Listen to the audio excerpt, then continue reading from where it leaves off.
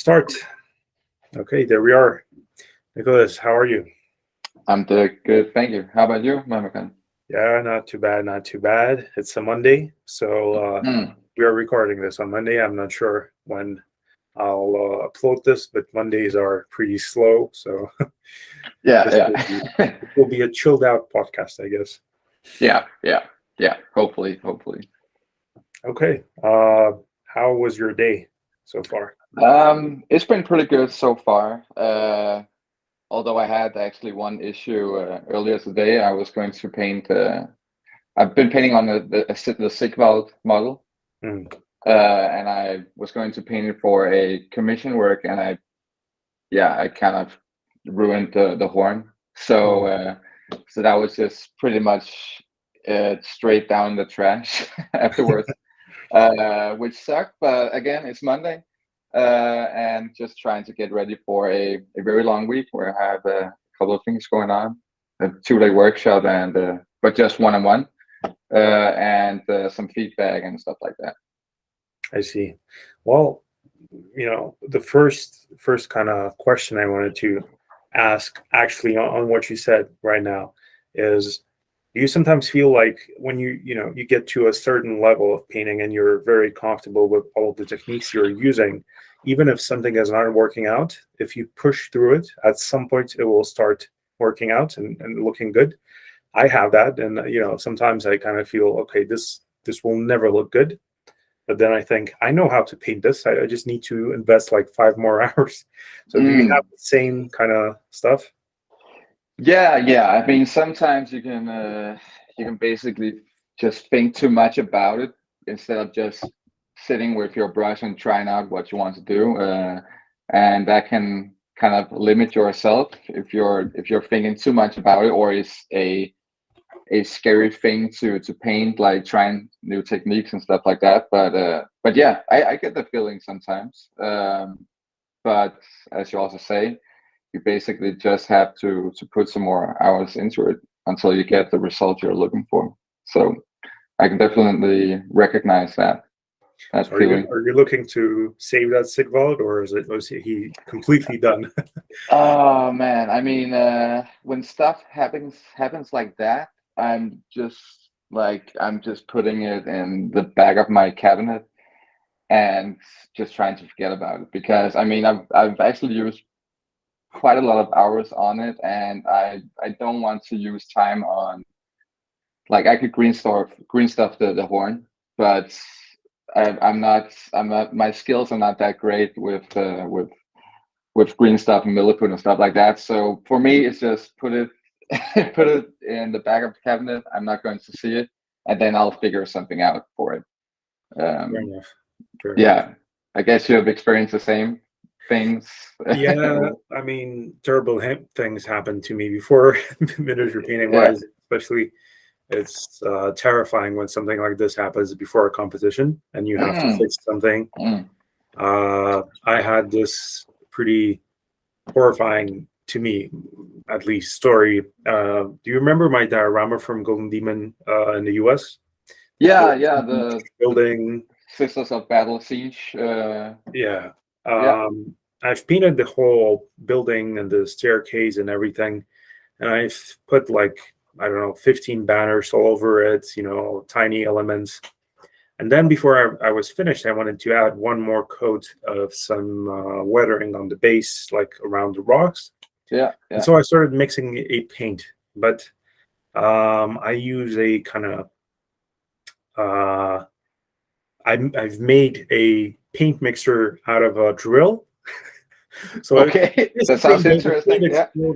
exploded all over my room, Oh. and everything, like all the walls, the windows, everything was covered, and the staircase, except for the wall. And I kind of wanted to kill myself because the computer was in the paint, everything. So Whoa. Yeah. like 100 hours on the base, I thought everything was ruined. But I just started pouring water from my paint pot from my paint kind of from the paint cup, basically. Yeah. Everything just to, activate the paint and not let it dry. Yeah.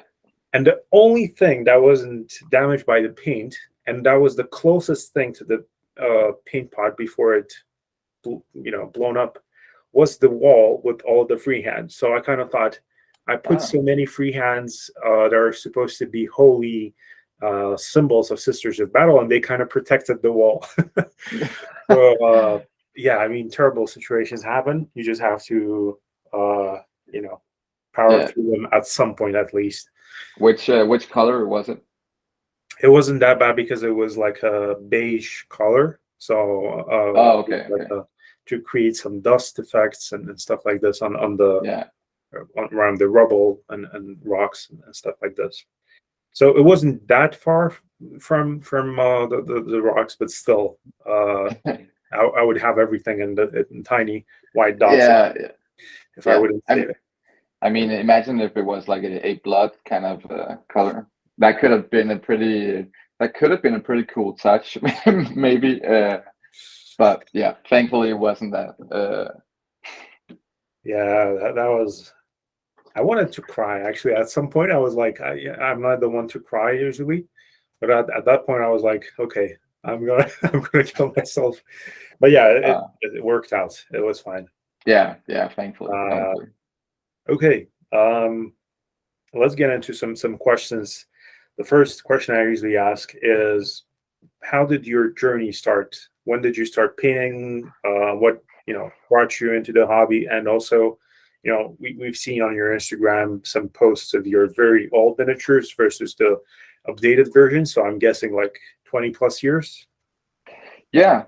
I think it started when I was 10 years or something. I'm 31 now, so I think it started just by at my school. We just there was a teacher who talked about just miniatures, and I was pretty much into fantasy at that moment. So I thought that Warhammer, okay, that's something I need to try out. So I painted a couple of years there and was very much into it. And then I became a teenager, and adult life came, and it had a break for, that must have been, if I started 4 years ago now, so around 16 years or something.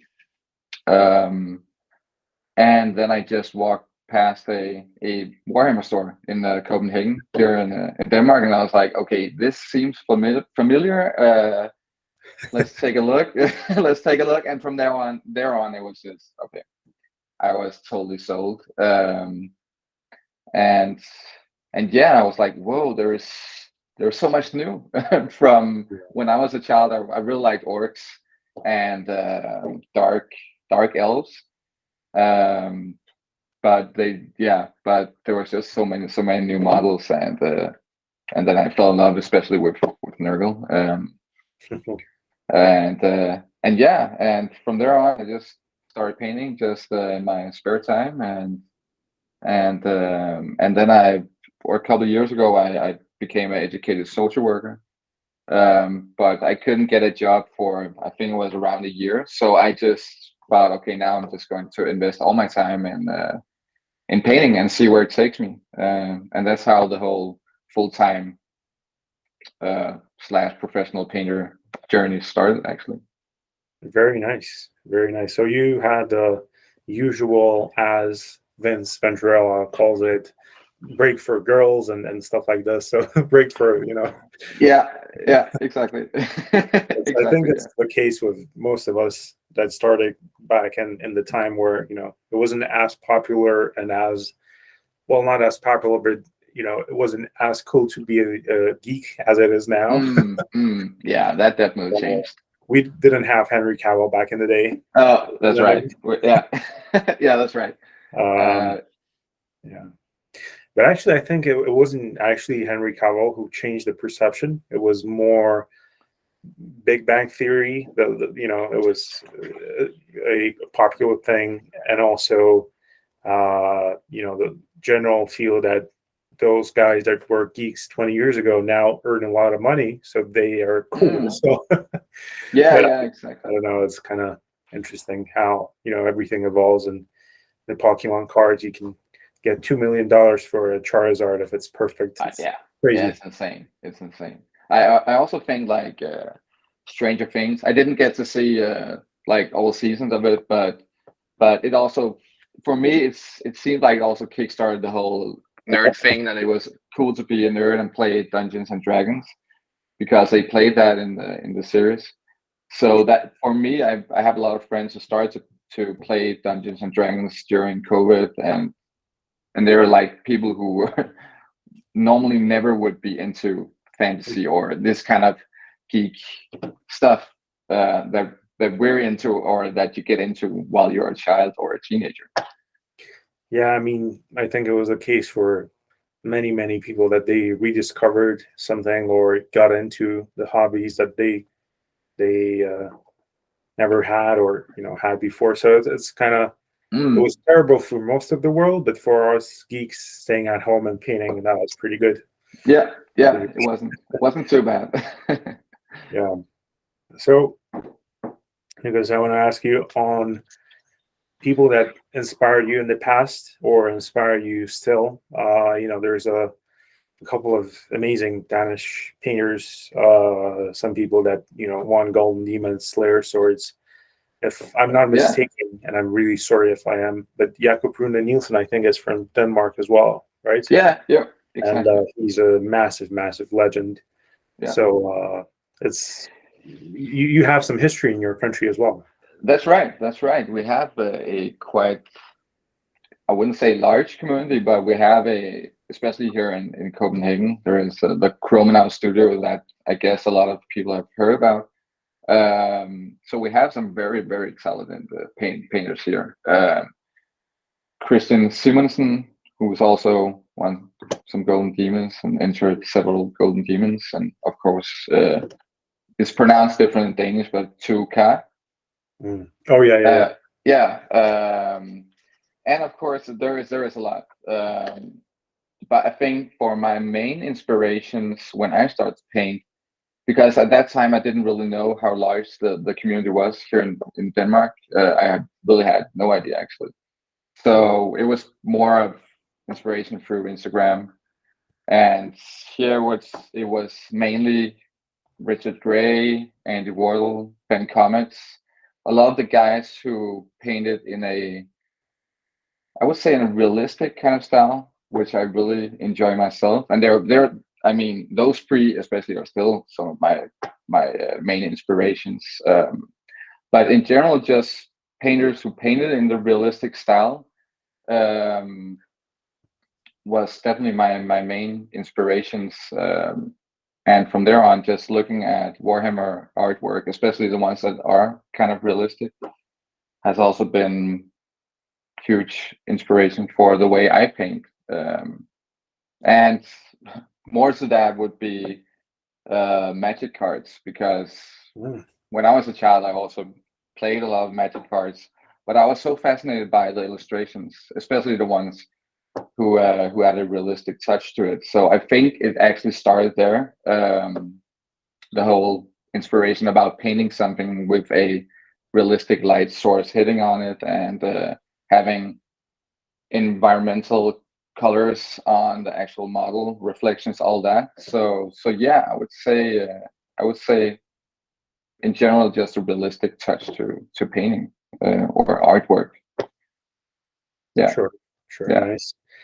And many painters, when they start trying to develop a certain style, and you for sure have a very interesting and unique style, I would say whenever you post something, I can know right away that this is yours. Cool.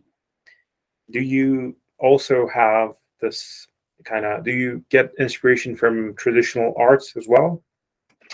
Yeah, I mean, when I go to like museums and stuff like that, I take a lot of pictures just to, if there's anything like, especially how non-metallics are painted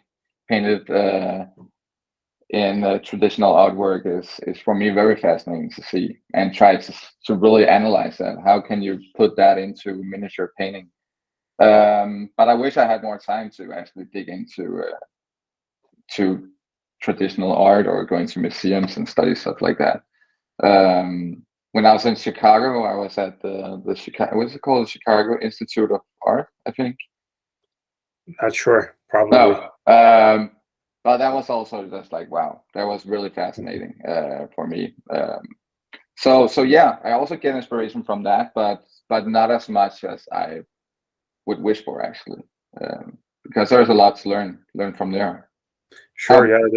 The old masters did it a couple hundred years ago. We can just have a good example sometimes. But yeah, it's quite hard to just go look at some pictures, some paintings, amazing paintings, of course, by incredible artists, but then to understand how that would work in an orc in the 41st millennium is kind of not as simple yeah as it seems. Yeah, that's more difficult to transfer to a fantasy universe also. So yeah, I get what you mean. Yeah, and do you have a art background? Did you go to university or like art university or anything like this? No, not at all. The only thing is that I painted or draw a lot of just like cartoons kind of things when I was a child. So yeah, a lot of drawing when I was a child. That's basically it. But I started from I was just a couple of years old, and I could just use the whole day just drawing things. So I think that a lot of the knowledge I got there is still something that I can transfer from from my brain and my hands to a pen or a pencil and or a brush, sorry, and use it in that way. So yeah, but no education in that way. I see. So you're probably naturally talented as well. Would you say you're talented, or would you say it's mostly hard work? I would say hard work, actually, because yeah, I'm not too sure about the whole talent thing, because how can you have a talent for should you be born with having a talent for drawing or painting? I mean, you need to invest a lot of hours into it no matter what you do. I know that people often, if it's a football reference, people talk about Cristiano Ronaldo. He worked a lot harder than Messi to become the player he is. But for me, you can't get to a certain level without putting a lot of hours in it. And I mean, when I had the year off from working, after I became an educated social worker, I used like maybe 8 hours per day for a year.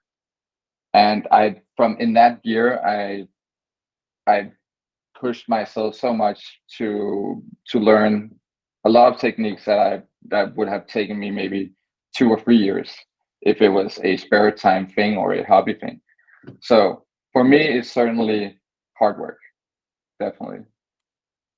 That's a very, I would say, good approach to things, because usually, when you get to a certain point, again, in painting, you win a couple of competitions where you do something well, people start saying, well, you're so talented or something like this. Yeah. And I always also want to reply, nope, I was very bad for a very long time.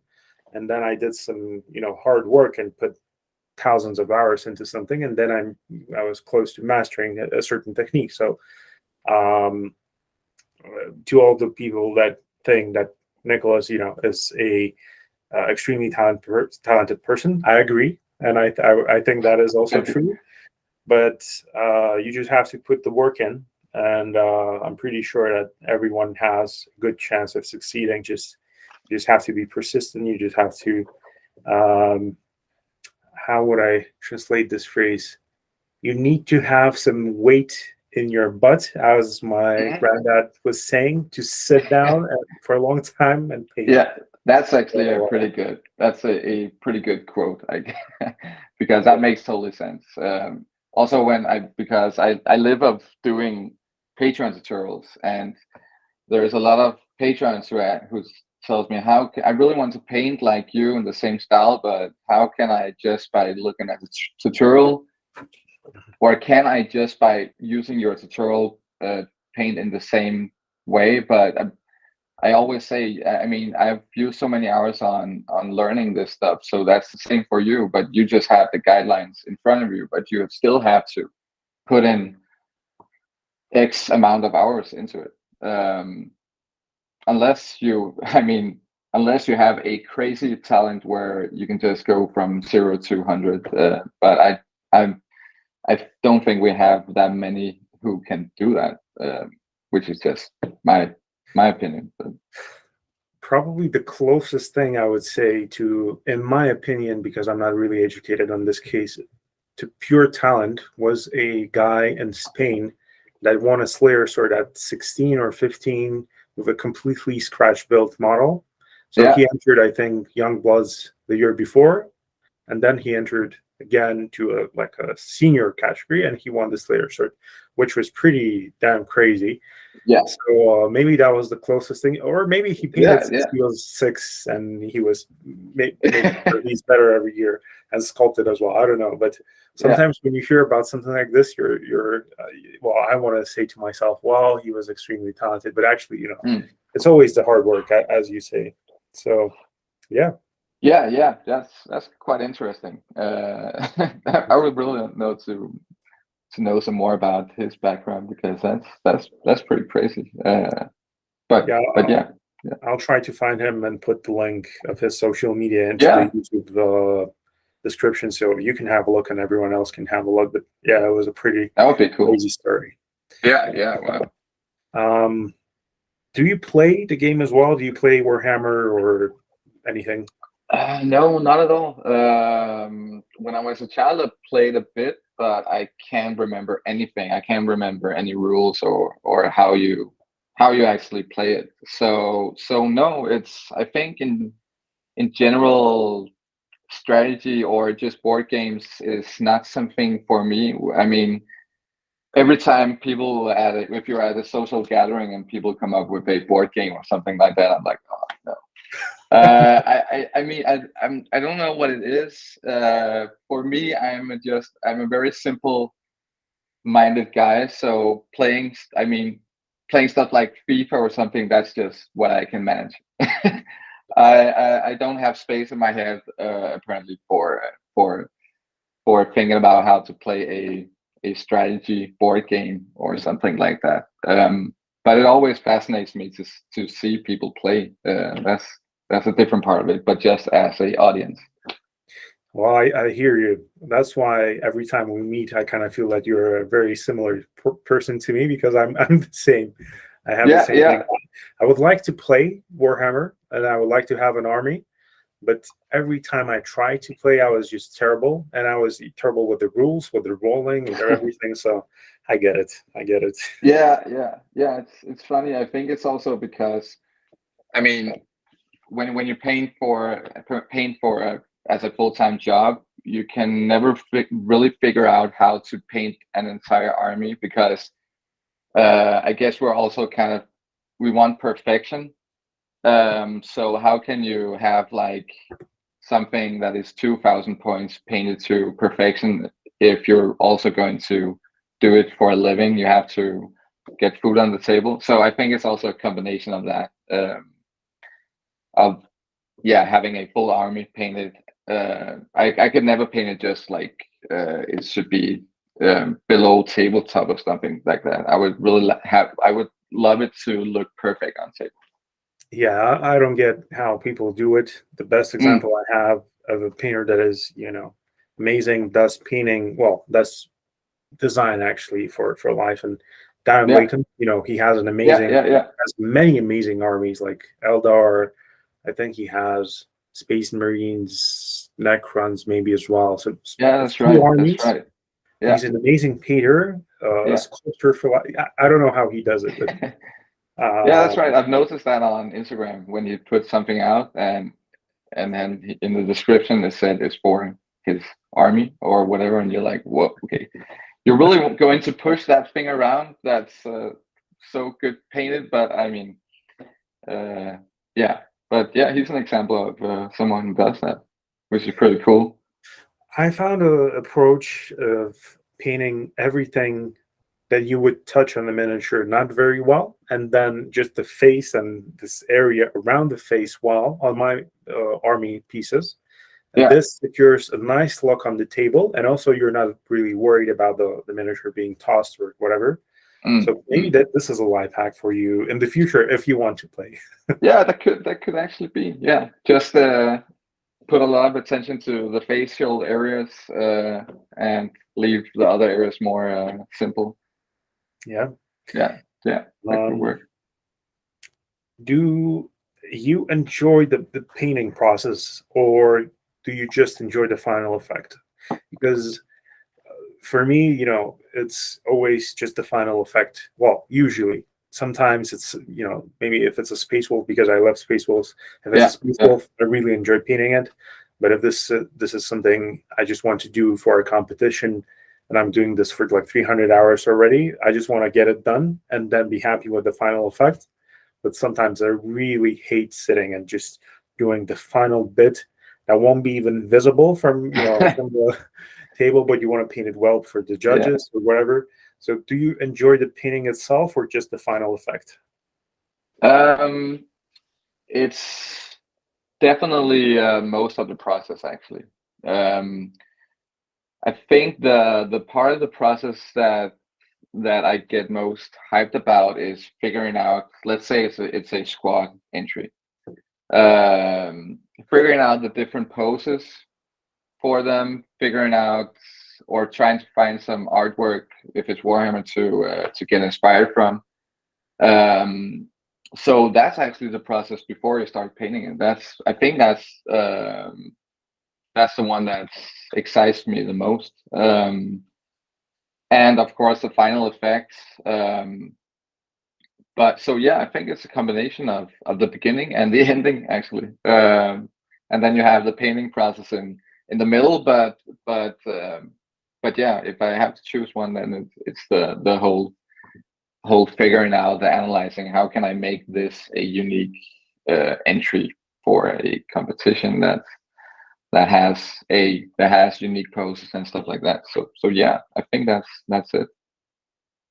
Very nice, very healthy approach, not like mine, where I think the process for 300 hours and then just enjoy it for an hour, put it in yeah, because I was thinking that then you have 299 hours that you don't enjoy, and then you have 1 hour that is I made it.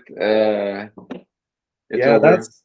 That's some people don't understand the pressure of miniature painting competitions, but probably for most of the people it's very stressful to go to enter and to not win. But if you don't enjoy the painting and you just hope for a good final effect on the on the display, and also to get an award, and you don't get an award, it's double the pain.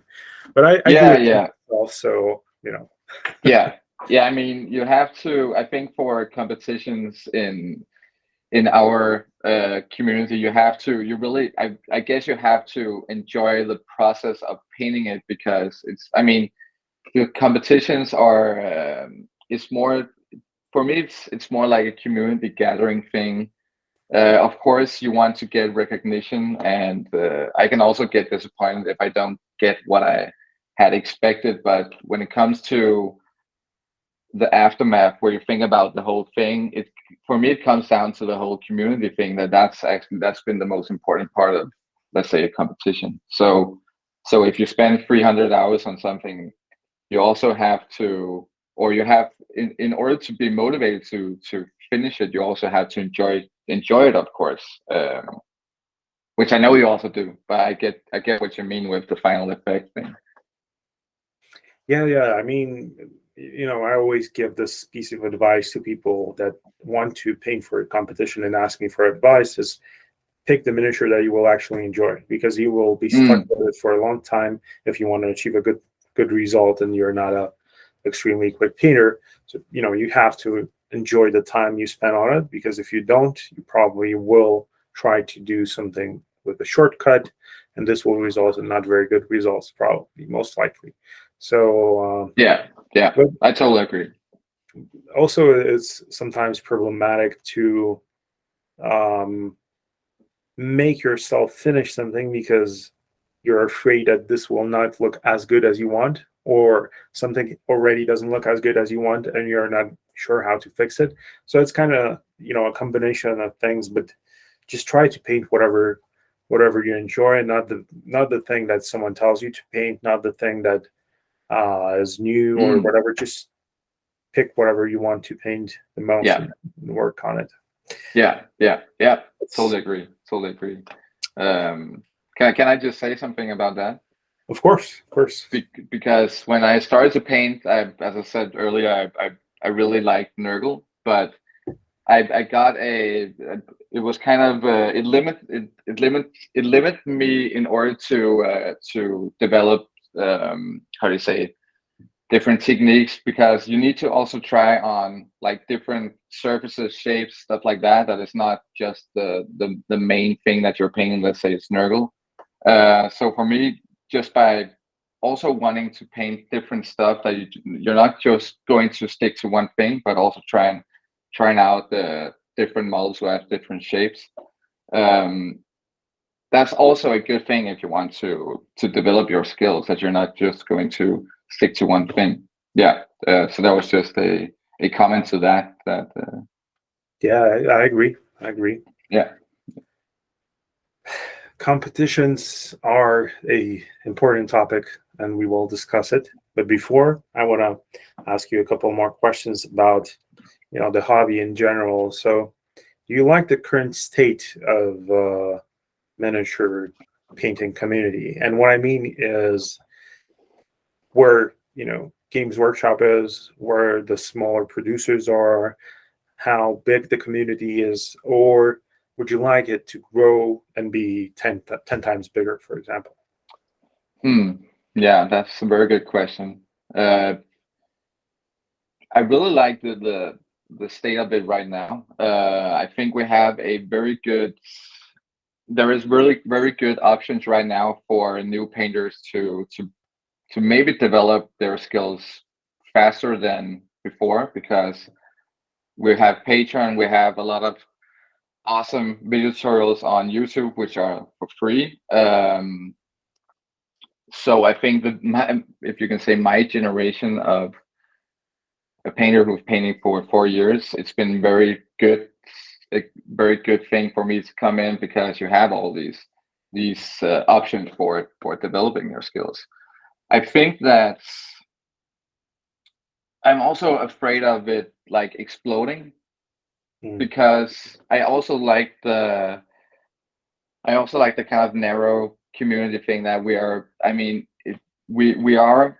It's okay to be a geek, and it's a nerdy thing that we do, and that's totally okay. I'm a bit afraid it's going to be kind of mainstream, if it's going to just explode and become a, can you say a normal thing? Because I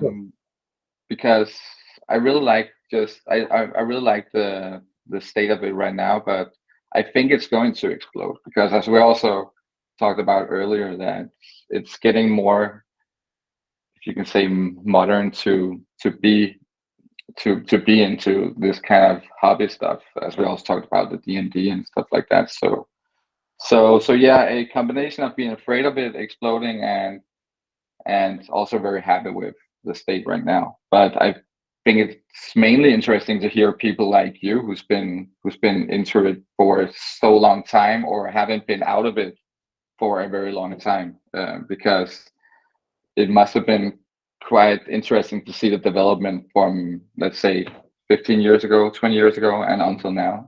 A lot of stuff has happened, I guess. Yeah, I mean, a lot has changed. I think the biggest part of this progress are two things. First, the internet, of course, the presence of GW in the internet and everything that comes with internet, the sense of community and stuff like this. Because before, you would only feel the community in your local store, like 20 guys in your local store. And then if you go to a bigger event, that's all. But now we have those groups with 50, 60,000 people in them, like Heavier Metal on Facebook.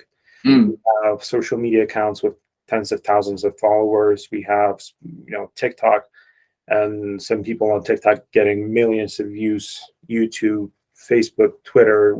We have everything. Yeah. So many different parts of the community that are all together at some point at a event. That's wonderful.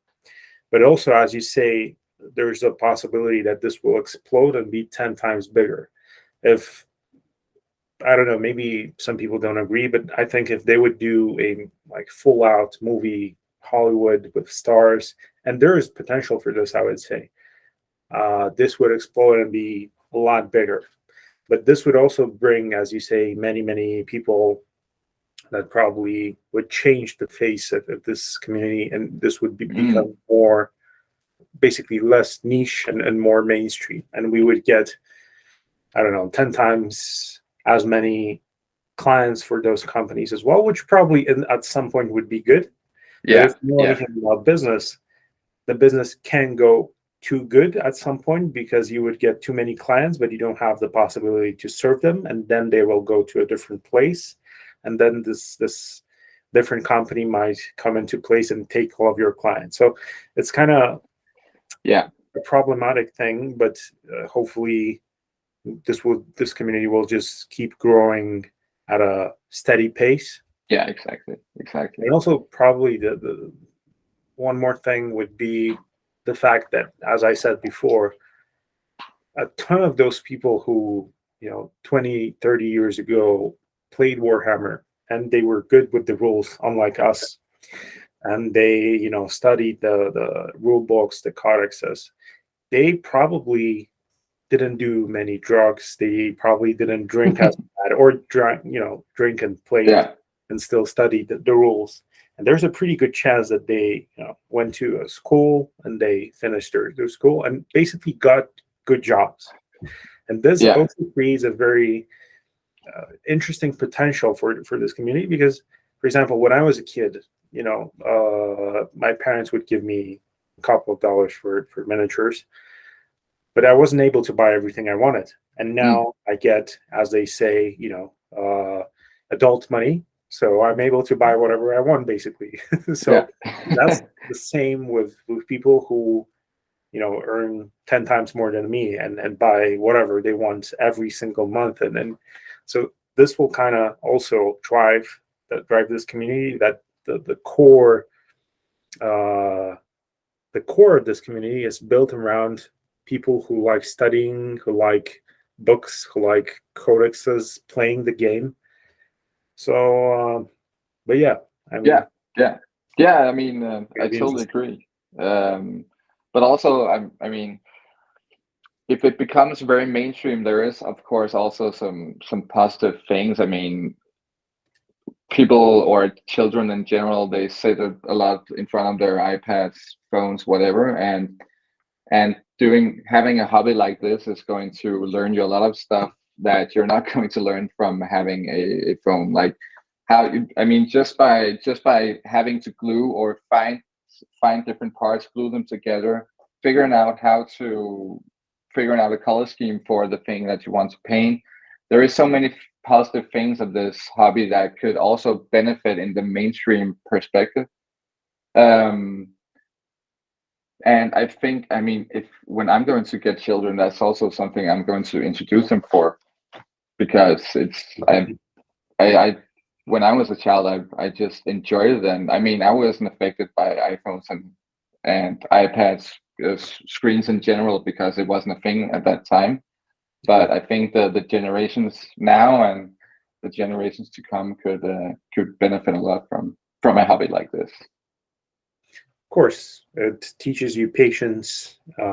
You have more skills. You're probably a more interesting person than someone that only watches TikTok videos all the time. So, no offense to people who only watch TikTok videos. Okay. Now, you said that you do Patreon, you do some commissions, so you're a full-time miniature painter. But let's imagine you have unlimited funds and you don't have to work anymore, never. What would you paint? Yeah, I think first of all, I would never not stop working. if I had unlimited funds, I would definitely still work. But I think that, what would I paint? I think I would get the Torbjörn to make something insane, like a huge scene from Lord of the Rings, or just some different Warhammer artworks. I have some artworks that I just really love, but they're too busy. I mean, that would never, with a regular budget, that would never be possible to do. So I think that I would, if it should be something that I was going to paint, it would be a crazy diorama thing done by a private sculptor. Very nice, and fair enough. And on this part, I want to ask you something that is very interesting, I think, to many people and to me as well.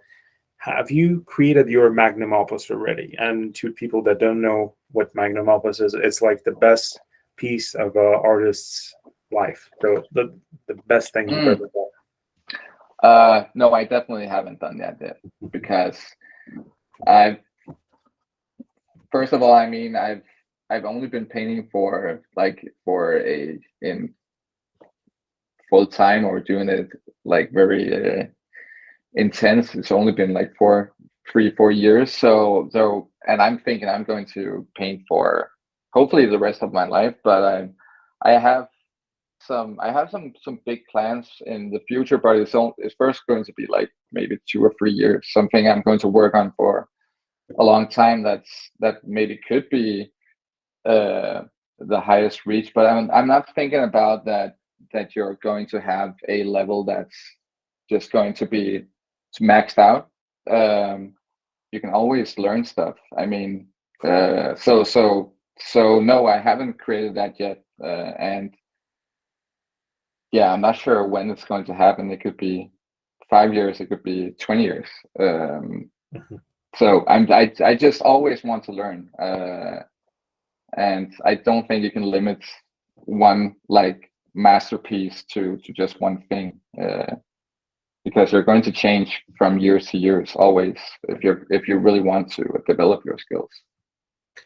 Well, that is true, and I think no one will ever say, "Yeah, I've created my magnum opus," if they're still painting or sculpting, because they always want to create something better, and this is, I think, a common trait among many and all competition painters and people who paint and sculpt to a display level. We always want to be better. We always want to create something better.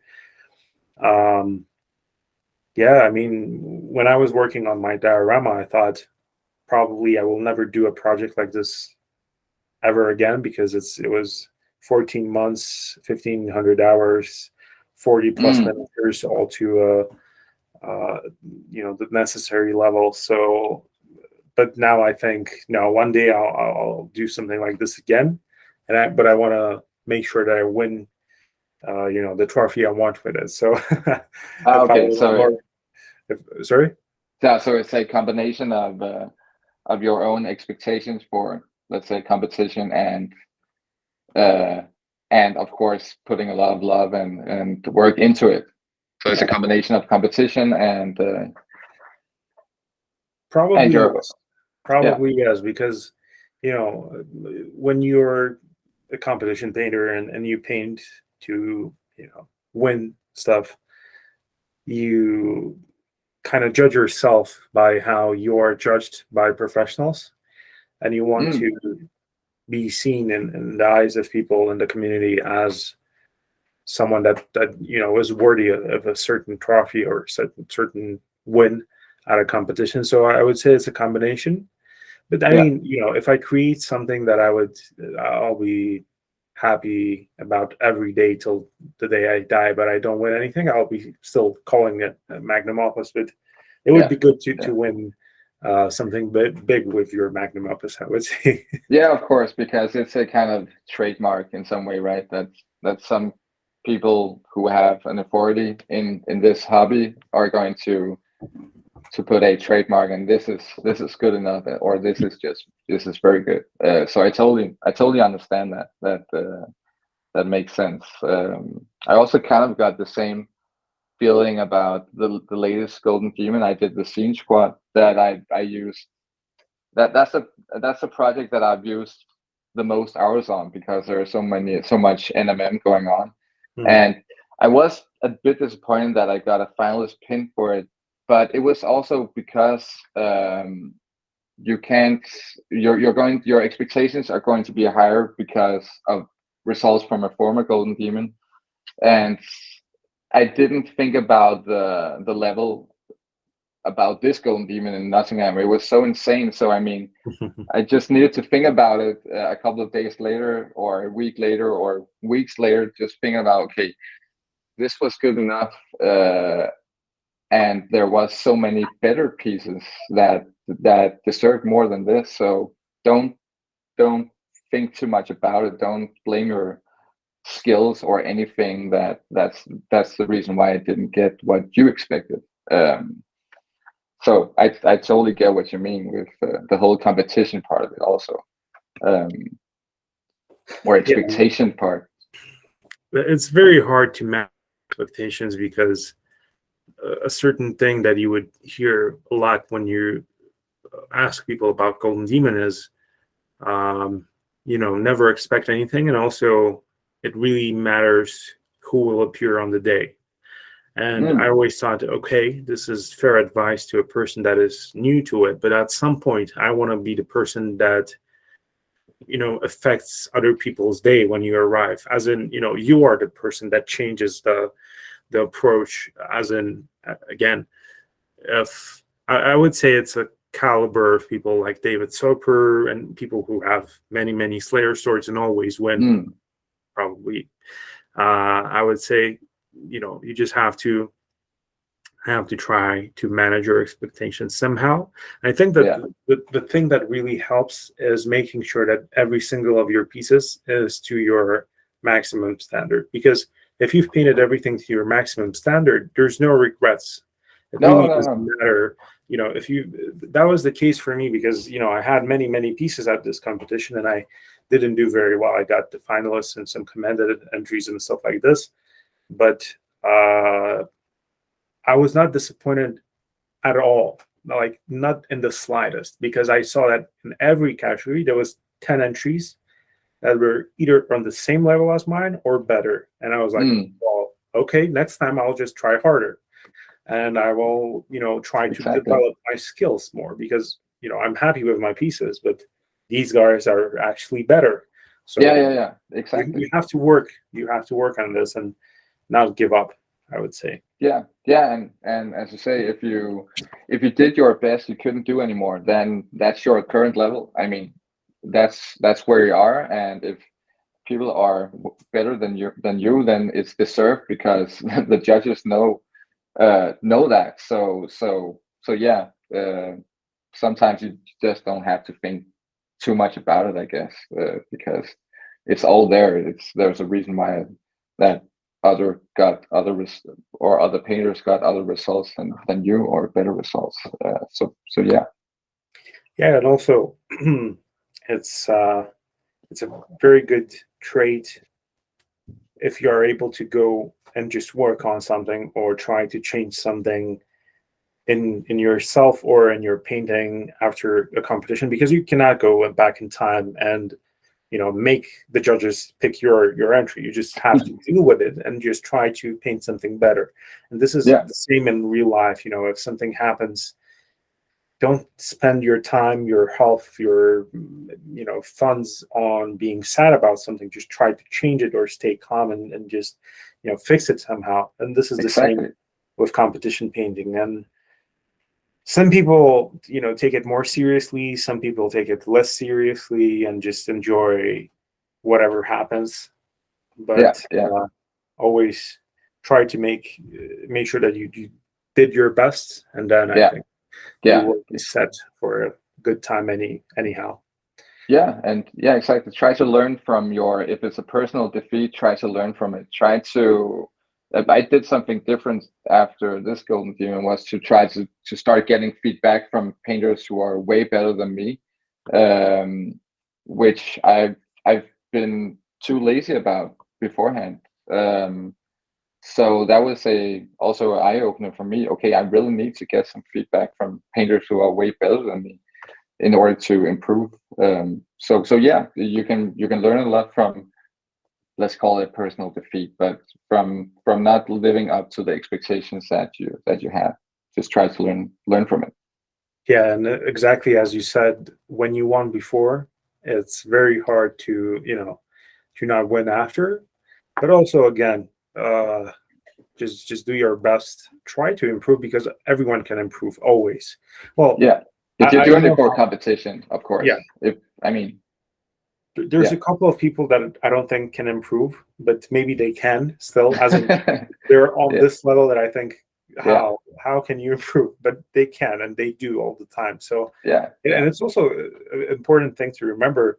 No one is stopping and staying on the same level. Or 95% of the people are always trying to move up, move up, move up, and level up. So yeah, if you wanna if you wanna still be in the top game, you have to work out. mm, yeah. I definitely think so. Okay, let's get a bit more into the competition, even though we have been discussing them for a good 20 minutes probably already. Yeah, You recently went to Monte San Savino. Did you win yeah, anything? that's right. Yeah, I won a gold in the open masters category with Wow. yeah, that was pretty amazing.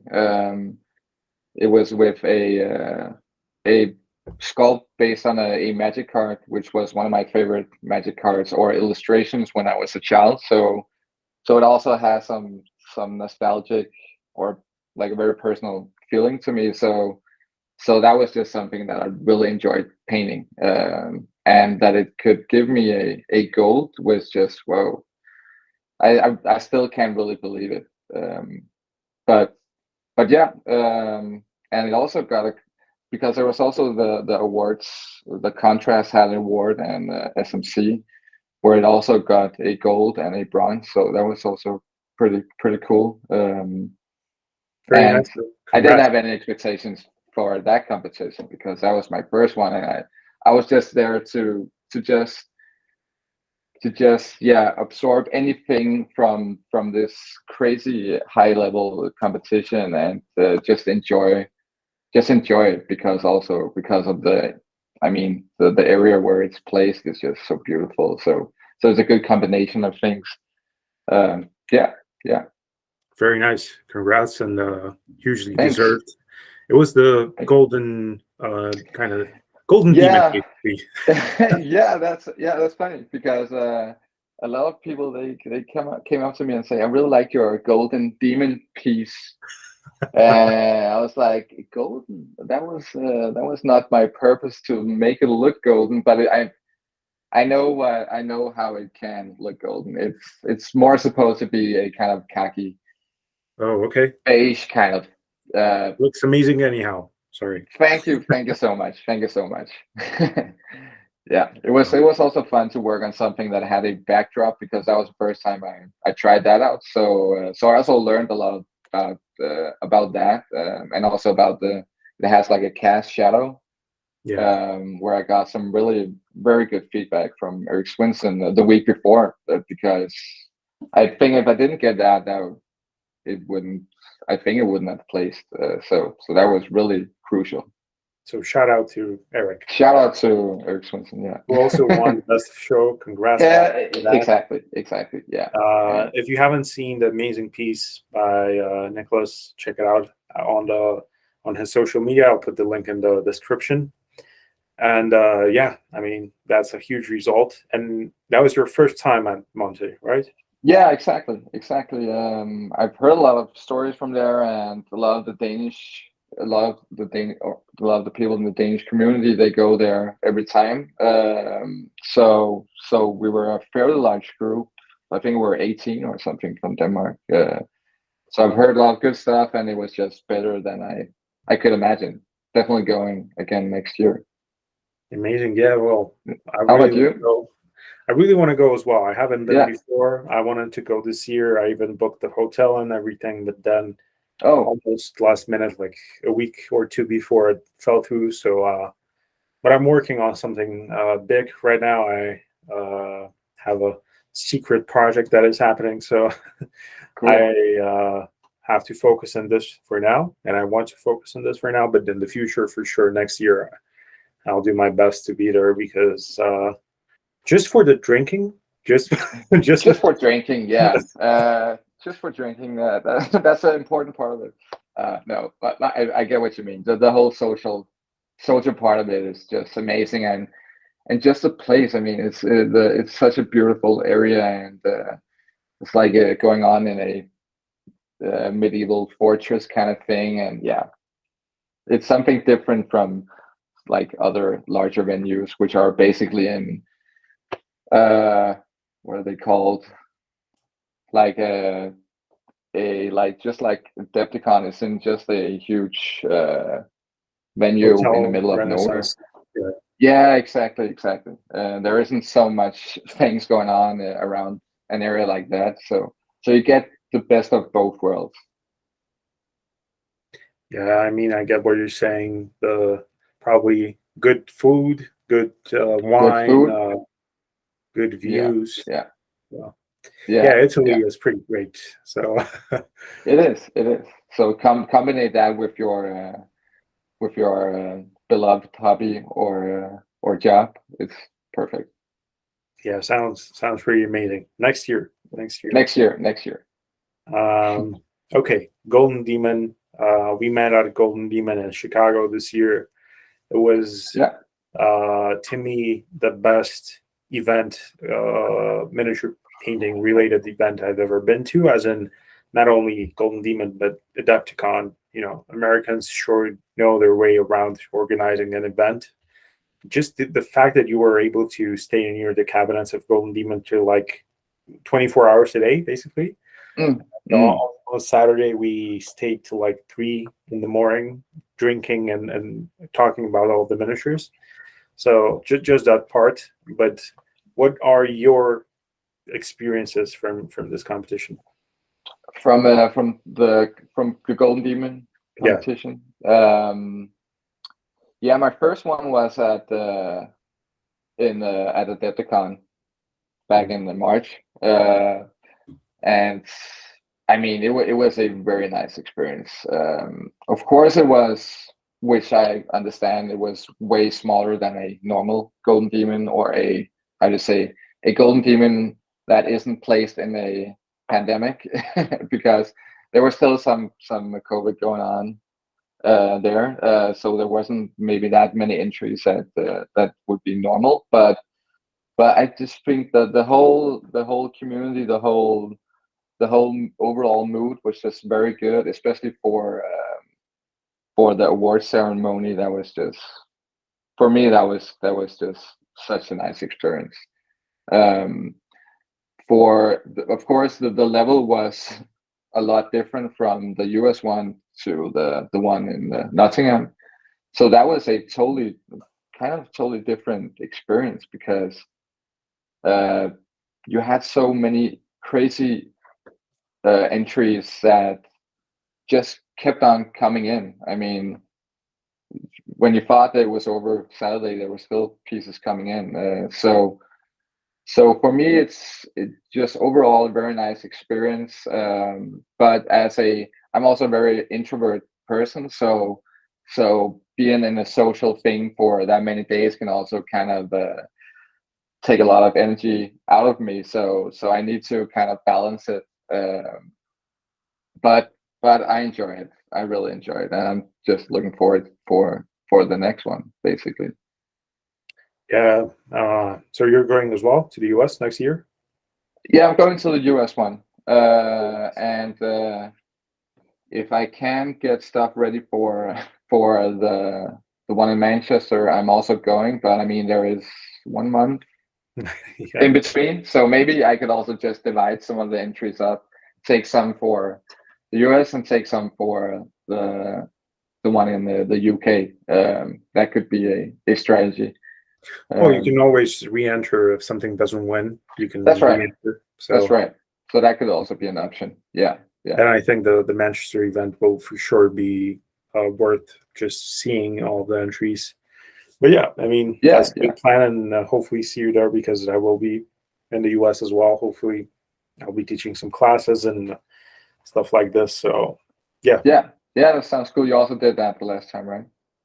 yeah, Did some classes. Yeah. yeah.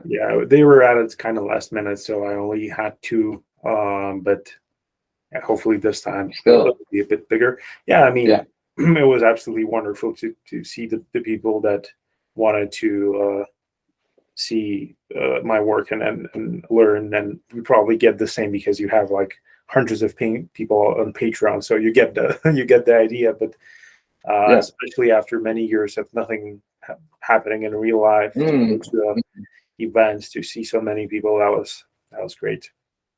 Yeah. I could imagine, especially for painters who haven't been or who have been to a lot of Golden Demons, it must have been very tough to to go through the COVID break for the Golden Demon competitions, especially because that was my first one, so I didn't really know what to expect. But yeah.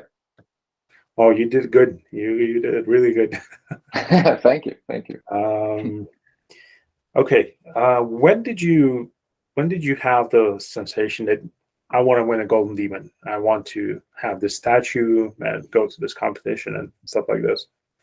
I think it was when I was a child. I was looking through some like White Dwarf magazines or something where I got to know about the competition, and yeah, from there on I was just like I really need to enter one day. But I must have been 10 or 11. So the fact that it had to take me 20 years later to enter one is a bit strange. But yeah. So it was for me it was a childhood.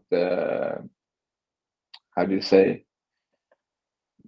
Dream come true.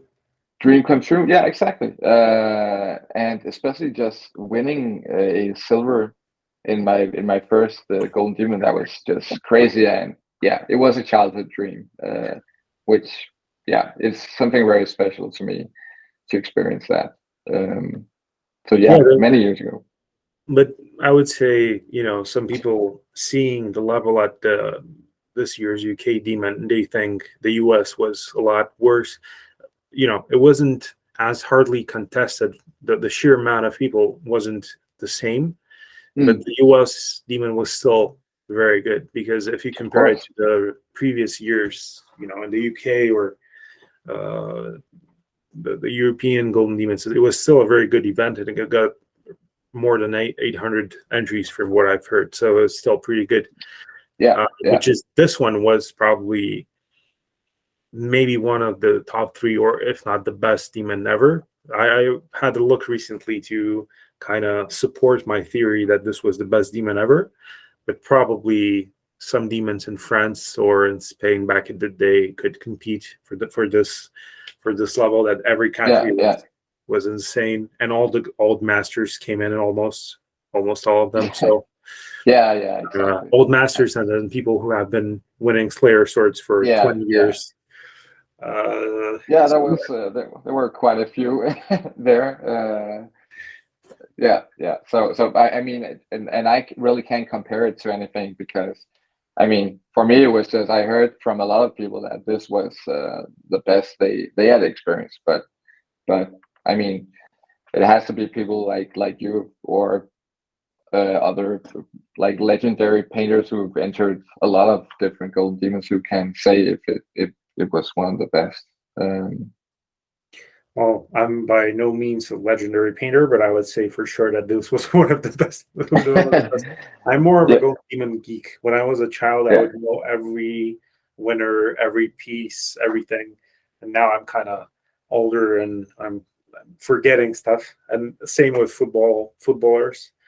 Back in the day, I would know every single player. Most same of the here. teams. And now it's like, who is this child that is playing and scoring 20 goals? Who is it? So same here. Now, Golden Demon has this very old school way of awarding just 3 pieces. and you've went to a couple of different competitions, and one where there's more than one winner, but also they would not one winner per collar, per gold, silver, or bronze, but they would not award something if it's not worthy of an award. So if there's nothing that is worthy of a win, even if there's 100 entries, they will not give anything. So do you like the current format of the Golden Demon, or would you like it to change to see 10 golds, 17 silvers, and 25 bronzes? Yeah, it's also a very good question. I mean, when you have like a brand like Warhammer, which is just one single brand or a company who has this competition, I kind of think it's okay because, like, let's say Monte or World Model Expo, it's basically every brand that can enter. It's not limited. So by that, it's also going to be way more entries, I guess, which are also going to be at a, I won't say higher level, but they're going to be so different from each other compared to Warhammer miniatures, which are very similar in their sculpts. So I think it's okay, but I think I enjoy the overall mood, or how you say, the overall mood of the competitions where there are multiple winners, because sometimes it just, I mean, for this Golden Demon in Nottingham, it must have been so goddamn difficult to pick a just top 3 of every category. So here it maybe could have made sense to have had more winners, but yeah, that changes. That changes from competition to competition. But I really like both. I like the both ways to do it, but I think I enjoyed the overall feeling more about the mood at like World Model Explorer, San Savino. Yeah. Fair enough. Fair enough. What do you think? I like how it is. As in, there's good parts to every single type of a competition. If it's an open competition, you get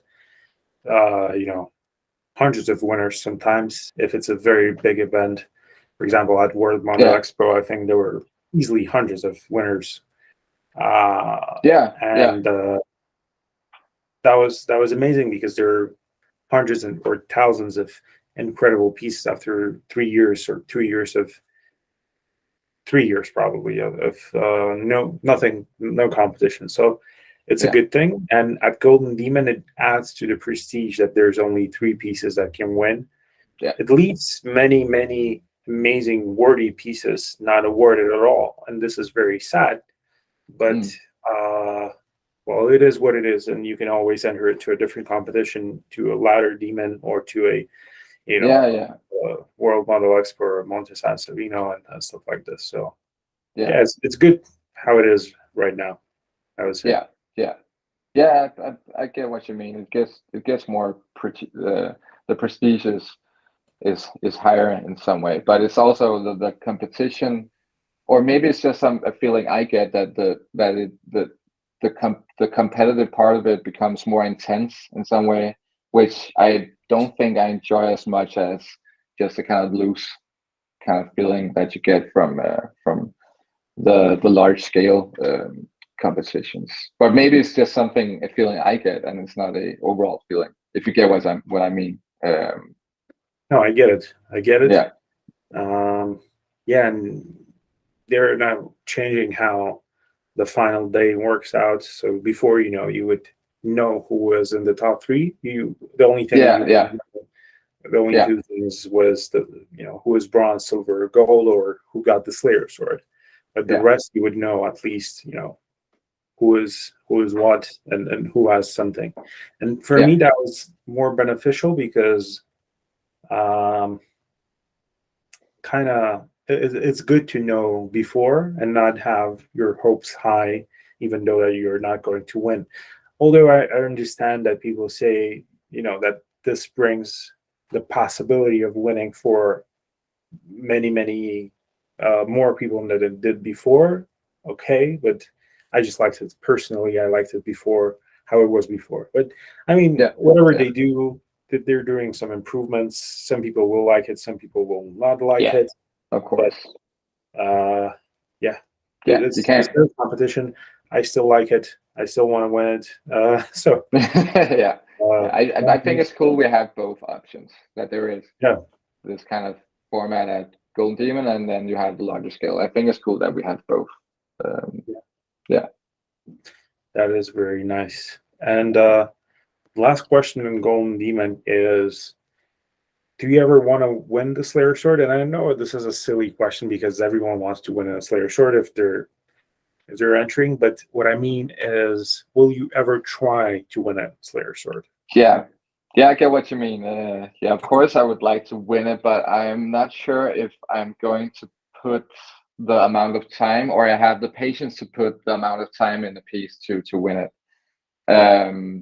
For me right now, it's, I mean, if I can get just a bronze in something I enter, that would be like, whoa, that would be the most crazy thing. So right now I'm just trying to concentrate on, I mean, commended, bronze, whatever, something in that kind of range, and which is awesome. But Slayer Sword, I mean, you can only dream about something like that. That's when I look at the pieces who have won the Slayer Sword, I'm like, okay, I can't reach any similar to that, unless I really invest some more, or I try to work on my patience, because that can be kind of challenges sometimes for competition pieces. So you would like the unlimited funds scenario to work with Torbjorn? Yeah, exactly. That's that's the only way to do it. No, but yeah, of course. But I would never think about having a piece that I'm thinking I've made this for winning a Slayer Sword. I don't think you can have that. Or of course you can have the mindset, but I think it's more healthy to just limit your expectations and just take it from there on. Just enjoy what you're doing. If you enjoy the process, that's the most important thing. And of course, the plus is just if you get a kind of recognition, but the main process of painting something is what you need to focus on. That should be the most important thing in a competition process or piece process. Yeah. How about you? Well, of course, I would like to win it, and as I said before, everyone that takes part wants to win it. Yeah, it's about, as you said, putting the time and putting this, making sure that you have the skills. Of course, you can be lucky, and 3 people enter, you have the best piece, and then you win the sword. Great, but it doesn't feel as good as probably winning, at this Golden Demon, and going back to the UK one, yeah. sword at this competition. Probably feels incredible. Winning a sword is incredible, but to win it at this sort of a year. And also, I was so happy to see Chris win, because he has been entering since, I think, 1987 or 88. Whoa. So, the guy has been entering from almost the first year, or the first year of Golden Demon. I was going to say that was one of the first, right? 87 was the first year in the UK. Yeah. So happy to see a guy like this, and also a guy that is really deserving. If a person like this doesn't win a Slayer Sword, I think the same thing as with the Oscars, he would have to at some point receive a honorary Slayer Sword for his for all of his wins and the influence on the community. But I'm glad he won it with his own piece. That was just insane. If you haven't seen it, guys, just check it out. It's beautiful. It definitely, and at the same time, it also gives us hope as young people who are starting to enter Golden Demon. You can win it. You can win a Slayer sword in 30 years. Well, I hope it doesn't come in 20 years, maybe a bit sooner. I have been in Yeah. Golden Demon painting for 14 years, so just 21 years more for me. I'm kidding. I'm kidding. Yeah, there you go. If someone listens to it, please make it. Yeah. Yeah. Yeah. I mean, it's a great thing.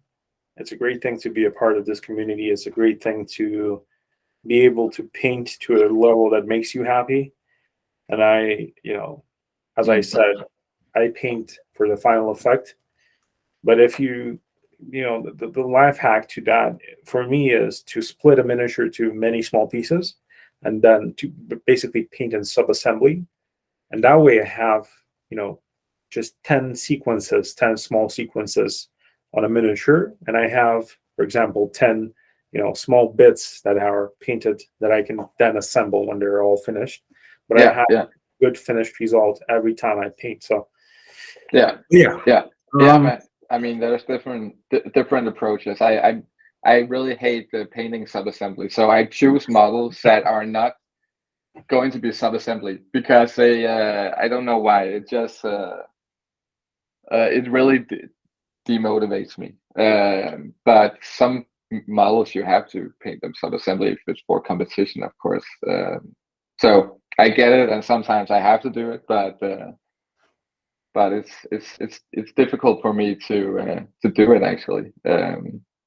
I just want it in one piece and just paint it. I'm guessing that demon was one piece. That was one piece. Yeah. Nice. Yeah, exactly. And I really enjoyed it. So yeah, that was one piece. You got to do what makes you happy as well. So exactly. Good. What would you say? Some more general questions, and we talked about everything miniature painting related probably already. Yeah. What are you most proud in life? And this can be about miniature painting as well if you want, but you have something that you think, wow, I did great here. Yeah, that's a good question. I think it's my current life situation actually. I'm so glad that I live where I do. I have an apartment. I have a wonderful girlfriend. I have a healthy family. Kind of all the cliche things. But for me, I think that when I became an educated social worker, I felt a lot of defeats afterwards because I couldn't get a job because I didn't have any experience in anything related to that. So now I've built something up. I'm doing something that I really enjoy. It's a hobby that I've turned into a full-time job. And now I have a lot of experience that I can share with others. And I really like that. I really like to inspire or just teach others about the gain skills that I've gone throughout the couple of years here. So the combination of that and with my personal situation, I think it would be my current life situation actually that I'm most proud of, which is I know it's a cliche, but yeah. Oh, it's amazing, and congrats on that as well, because people call certain good things cliche, or mainstream, or for example, food. McDonald's is probably the easiest thing and the quickest food you can get on the road. It's very cheap as well. Yeah. But why is it cheap? Because these are the best, the tastiest products you can get in a very short period of time, and they're cheap as well. So it's a very good taste. Well, it's not very good for you, but it's tasty most of the time. Or fast food in general, Yeah. because it become mainstream, because it's people buy it, people get it, people want it. So it's the same with cliche good life as you described it. It's wonderful. It's what everyone should want to have. So that actually is probably a lot better than having being sad with no one in your life, and and having and being rich or something. Yeah, I mean, it doesn't have to be being rich, but whatever you have, and you described Yeah, amazing. So that's great. That's yeah, great. yeah, yeah. I think my point is that uh, not having, or I mean, money isn't everything, and I mean, by doing this kind of full-time thing is not necessarily something that's going to make you very rich or anything like that. So just doing something that you really enjoy without thinking about money, for example, which can, I mean, you can take an education and then you can think, okay, I'm doing this because I want to get rich, and by that I can reach some goals that I want. But it's just nice to don't think in that way. That you have all the you have a healthy family, you have everything going on in the right direction, and if that makes you happy, that's it. No, that's great. That Yeah, actually is wonderful, and I'm happy for you, and that's great. thank you. Um, what do you do in your free time? Some people play the game. Some people play video games, Warhammer, tabletop, run. I know you watch football. I watch football as well. Yeah, World Cup is on. There is some game happening, I think, right now, and will be happening that's later. right. Or it already finished, and there will be a game in an hour. So, Yeah. what do you do in your free time? Um, I besides just going to the gym and stuff like that, and all the cliche things, hanging out with friends and stuff like that. What as you also mentioned, watch a lot of football. I really watch a lot of documentaries. I really like documentaries compared to like normal series. Um, Mainly true crime is something that I maybe sometimes I'm thinking I watch this too much because it can be kind of disturbing sometimes to see like murder true crime documentaries. But yeah, I think just the basic stuff. Yeah, nothing really nothing really interesting besides that actually. No, that's Yeah, fine. yeah. Um, How about you? yeah, I mean, I really like football. I watch football when it's on. I have a favorite team. I support my country as well, and I'm hoping the U.S. can win tonight. But Yeah, also, I don't want to get a lot of hate because I live in Great Britain and we play Wales, and Wales is yeah, in this country. So, yeah, yeah. There is a possibility about that. but yeah, I Yeah, mean, some good movies, family time, you know, yeah, football, all yeah, that is pretty great. It's simple, but as you said, cliche maybe, but it's good. It's good. yeah. Exactly. Simple can also be very good for especially for. I mean, as I also mentioned earlier, I'm a kind of an introvert person, so doing social stuff is good, but it has to be for me. It has kind of to be limited. So also having time for myself is also very important, and that's the way I like recharge. Can also just by being myself, watch something on TV, watch some football. Um, yeah, yeah, And this is a strange question, I know, but I've had some very interesting answers to it before. What is your biggest fear in life? biggest fear in life. Yeah, I think we're back to my current situation actually. That would be if any of my family members, my friends, my cat would be s- would would have a bad health. Mm, Just like last week, me and my girlfriend's cat had like a weird thing going on with his eyes, and mm, like I was just that just ruined my days. I couldn't think about anything else by figuring out what is wrong with him and getting him to the vet and getting it fixed. But yeah, I think when people I care of uh, are not happy or just not healthy, that's that's something that I fear here and then. So yeah, that would be my answer actually. But Okay. my caring ones are unhealthy. That is my biggest fear.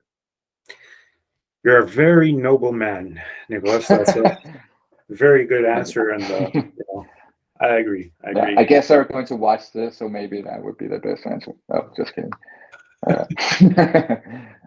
Um, I saw a very funny video a couple of days ago where there's a social kind of interview to many people on the road, on the street, and the lady is asking, "Is there anything worse than?" And she says something silly like, bad coffee or something like this. Yeah, It's someone, so many people answer, "No, there's nothing worse." And then there's a guy yeah. saying, "Well, bears, pedophiles, rapists." So he kind of goes into all of the Yeah. things are a lot worse. So it's normal. It's normal. Yeah. And last question. It's pretty controversial in the 21st century, I understand. But if you don't want to answer it, I can change this question. But if you would ever meet a god, what would you ask him? Yeah, I'm not a really religious person, so that would be pretty difficult for me to answer that. I'm very I think about like science a lot compared to like religious stuff. So so yeah, I couldn't really tell. I think that one thing that I think if I had to choose something that I want answers for in general, that would be something about like aliens. Yeah, I mean, I'm a huge Alien fan, the movies and just everything related to aliens. So that's something that I kind of think about often. One more thing we are similar at, because I'm very, basically whatever you said before, I have Yeah, the same kind of yeah, thing. So you would probably say, did you actually create the aliens as well? Or that you could actually be. exist. That could be. Or who are the aliens? Are aliens people who live on the planet Earth, or is it people coming from, or yeah, something coming from outside of our world? And we should have talked about aliens like on the Joe Rogan podcast. This would get millions of views. And Oh, yeah, exactly. next time. But Next time, yeah. yeah, just a small explanation before we end. The question about the God is not because I'm a very religious person or whatever. It's just a interesting exercise of the mind for people that believe in God or not believe in God, for everyone. And this is a question often used by many people who do interviews or podcasts. So for me, it's Oh, also okay. interesting. That's why I wanted to incorporate it into this. But Yeah, that makes sense. That makes sense. it was amazing having you on. If you ever Thank you want for having me. to, yeah, my pleasure. If you ever want to come back and then we can talk about aliens and stuff like this, that would be great. Or And Lord of the Rings, maybe. oh yeah, the Yeah. Rings of Power or something. Yeah. Yeah, Something other controversial. Yeah. we have a pretty good podcast in the future as well, I think. So Yeah. yeah. Okay, thanks a lot, and talk Thank to you you. later. See you, man. Cheers.